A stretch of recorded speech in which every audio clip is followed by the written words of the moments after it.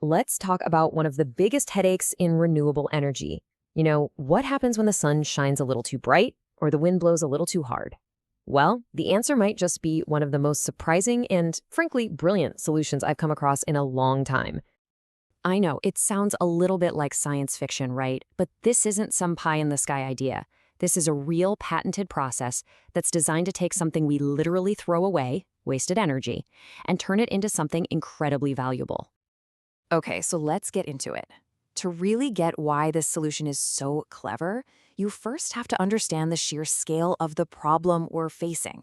Look, solar and wind are fantastic, but they've got this one fundamental flaw. You can't just flip a switch to turn them on and off whenever you want.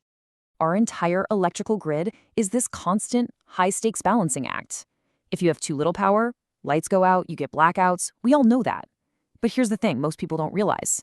Having too much power is also a massive, massive problem. When supply overwhelms demand, grid operators have no choice but to just turn off perfectly good wind turbines and solar farms.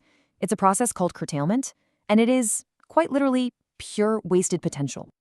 And this right here just shows you the economic insanity of the whole situation. In places swimming in renewables, like West Texas, there can be so much extra power flooding the grid that prices actually go negative. That's right, grid operators will literally pay you to take electricity off their hands just to stop the system from frying itself. I mean, if that's not a market just screaming out for a solution, I don't know what is. So, what do you do with all that cheap, sometimes even negatively priced electricity? The obvious answer everyone talks about is batteries. But what if there was another way, a way that doesn't just store the energy, but actually transforms it into a solid, high-value physical product you can hold in your hand? And that's the core idea from the inventor, Dr. Robert Ottle. He looked at this huge problem of wasted energy and didn't see a liability at all. He saw an opportunity. He saw the cheapest possible raw material you could ever imagine for a really energy-hungry industrial process. Which brings us to this central concept, the power sink. I want you to completely forget the idea of a factory as just this constant, steady drain on the grid. Instead, picture a factory that's like a giant, intelligent sponge that can flexibly soak up enormous amounts of power, but only when the grid has way too much of it. So how in the world does this industrial sponge actually work? All right, let's pop the hood and see how you build a factory that can basically operate like a giant dimmer switch for the entire power grid. Okay, from a bird's eye view, the whole setup is basically a bunch of huge, powerful electric furnaces all connected to the grid. There's a central brain, a smart control system that's constantly watching the grid. When it sees a glut of wind or solar power, it tells each furnace precisely how much energy to start soaking up, making sure not a single precious watt goes to waste.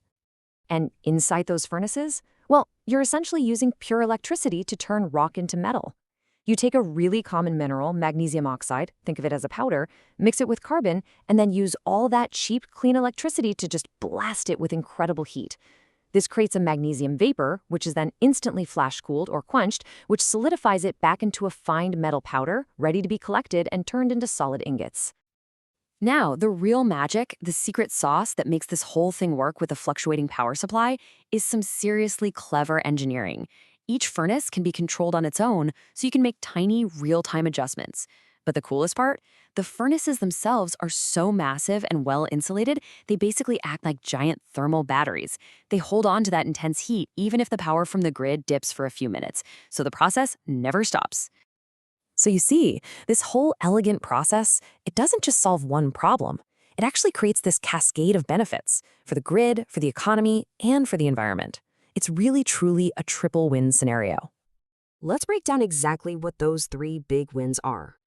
First up, the win for the grid. A full-scale plant like this can act as a 155 megawatt controllable load. Now that is a huge sponge. It's big enough to absorb the entire output of a large-scale wind or solar farm, preventing that waste we talked about, and helping turn a volatile, unpredictable grid into a much more stable and reliable one. Second, you've got the economic win. The final product here isn't just stored energy. It's 100,000 tons of high-purity magnesium metal every single year. This stuff is a critical material for making things both lightweight and strong. It's used in everything from your car and airplanes to your laptop. So you're creating this premium product using electricity that was, just moments before, completely worthless. And last but not least, the sustainability win. Okay, the main byproduct here is carbon monoxide gas. But, and this is a huge but, instead of just getting released as a pollutant, 100% of it is captured. This pure stream of CO then becomes a valuable ingredient for creating next-generation e-fuels. You're actually closing the carbon loop. It's incredible. So all of this sounds amazing on paper, right? But the big question is always, how do you actually make it happen in the real world?